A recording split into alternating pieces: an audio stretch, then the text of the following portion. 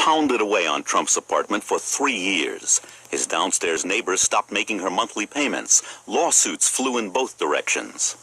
I wanted to move in here because I thought it was going to be a great building with fantastic views and also a bigger apartment than what I used to have. However, I never expected to have all these run-ins with my neighbor, who is Donald Trump, who lives above me. And since I moved in, he has done nothing else but construction. The building of Trump Tower was the true art of the deal. Saving money was the key. Chapter 1. Hire the cheapest demolition contractor you can find, even though he has little experience.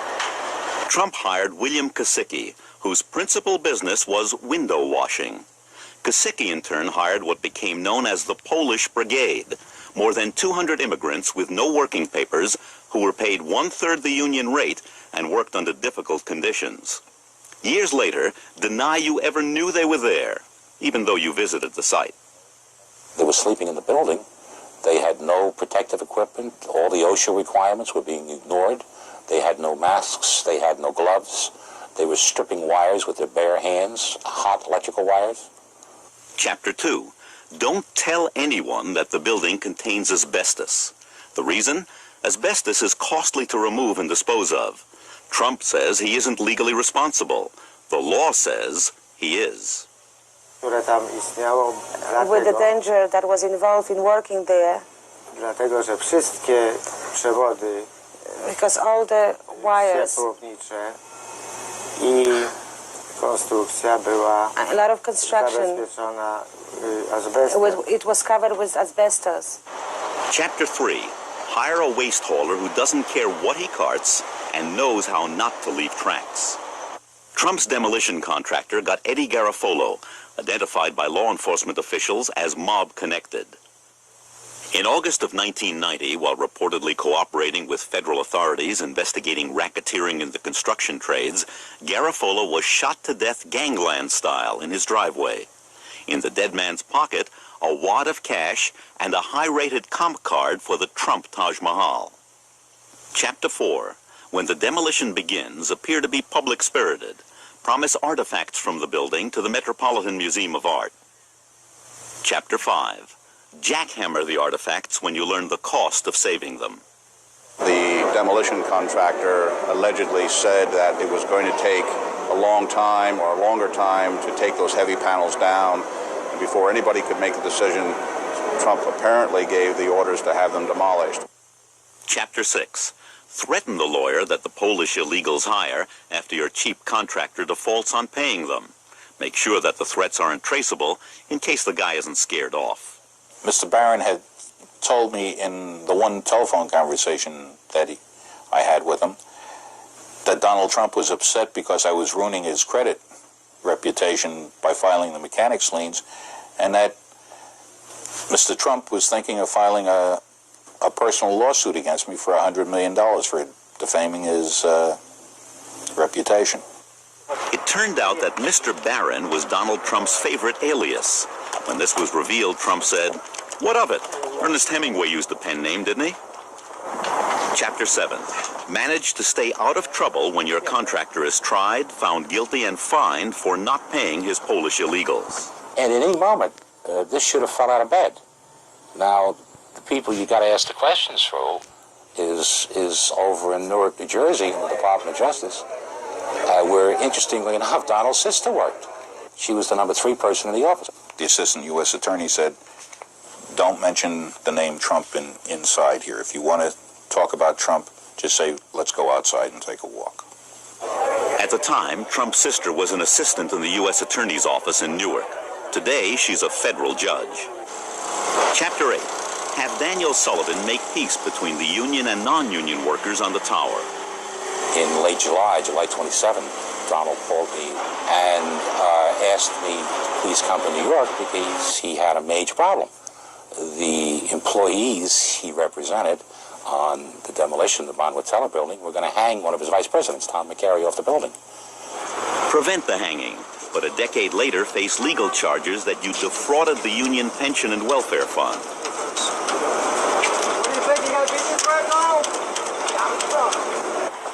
Chapter 9. To build the largest concrete structure in New York City, turn again to Roy Cohn. Cohn is also the lawyer for the New York crime boss who controls the concrete business. Payoffs from contractors are dropped off at Cohn's office, so he may get paid twice for his services here. But then, you get who you pay for. Conclusion. In every respect, the building was pure Trump. Behind every facade, another facade. When you're going to spend the kind of money that we've spent on a building where we spend for the finest marble, for the finest bronze, for the finest everything else, you have to be careful, to be perfectly honest, because it really does add to your risk. And we decided to go absolutely first class all the way, and it's something we're very happy that we did. He calls it Trump Towers, money power that'll get you up where you want to be.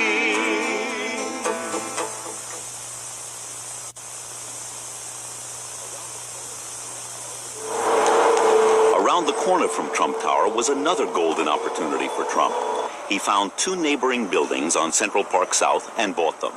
One was a hotel, the other was a problem. It was an apartment house and it was occupied. In 1981, a group of tenants from 100 Central Park South came to interview me and discuss a problem they had. Apparently Donald Trump had bought the building and started spreading rumors immediately. They intended to evict all of the tenants and demolish the building and build a tower. This man walks in, makes a blanket statement. You're all evicted. I'm Donald Trump. Get out of our building. He hired one of the worst companies in New York who was specialists in basically emptying buildings. Previously censured by the Attorney General's office. They have a record there this long. And that firm went to work on us. And we were told by the superintendent that they were going to begin looking into our sex lives, our drinking, is anyone a homosexual or a lesbian, and what are all these, where are the weak spots of the tenants? And they were going to find them. Tenants were being approached and told that you better move out, because if you don't move out now, or you don't allow us to put you somewhere else now, you'll be evicted and you'll have nothing. You'll be thrown into the street. And a woman knocking on the door and saying, I've got to come in and help you. We're going to look for a place for you because tomorrow you're going to be out. You're going to be out. Services were immediately discontinued. There were all kinds of problems from they wouldn't repair anything, they wouldn't paint, elevators out, lack of water, problems with the electrical. He brought many eviction cases against tenants in the building, and he brought the case to evict every tenant in the building. In addition, as I indicated, he brought a lawsuit against the attorneys representing the tenants in the building. I can't think of any other lawsuits he could have brought. He took 6 people and told them that they were going to be evicted. This was a Christmas Day lawsuit. Rebuild your walls, which have been taken down for 30 years now, within 10 days, or you will be in violation of a substantial provision of your lease. The tenants here say that Trump's harassment has taken on many forms. For example, they say a couple of years ago, Trump offered the vacant apartments in this building to the city's homeless. I'm willing to give them heated, beautiful apartments with services and medical services if necessary. Well, why not set up cots in this conference room? Well, I'll tell you, because right here I don't have the room. Over there I do. New York State, it basically brought its power to bear on Donald Trump and said, you can't do this. They conducted 10.5 months of hearings to find out whether they had probable cause for a violation, and found out, yes, Trump had harassed us. That we were able to also gain access through the media to the public and interest, therefore, the state in our problems was only a fortuitous event, since we're not nearly as skilled at public relations as Donald. This was Trump's first major defeat in New York, but he hasn't left the tenants with much to celebrate. It hasn't stopped. The present is what I'm really concerned about now, because even though we signed an agreement where it was supposed to be the end of harassment, Donald Trump and his people are still trying to evict tenants in this building. He wants the world, but what he wants primarily is Manhattan to be turned into a Donald Trump mecca for the super rich. No room for anyone else.